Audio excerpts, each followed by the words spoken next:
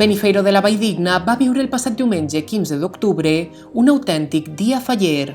Començant per una despertada i passant a un concurs de truc i altre d'escacs, el poble de la Valldigna va viure la festa de les falles per segona vegada en la seva història.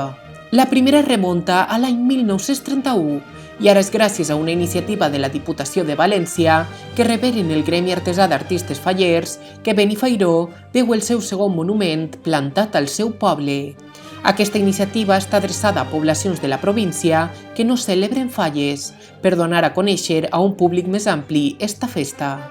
La falla, obra de l'artista Juanjo Salom i que rep el lema «La natura no vol cura», va ser plantada a la plaça de l'Ajuntament i cremada a l'entrar la nit. Però abans d'això, les 6 comissions de la germana població de Tavernes de la Valldigna van acudir per acompanyar els fallers benifaironers que es vestiren, així com a les autoritats, a un passacarrer que va recórrer els carrers del poble. Finalment, sobre les 8 de la vesprada, la fallera major de Tavernes de la Valldigna, Gemma Altur, acompanyada de la regidora de festes, Sara Bercher, van prendre foc a la metxa de la traca que va donar per acabada una jornada plena de moments fallers que Benifairó guardarà per sempre.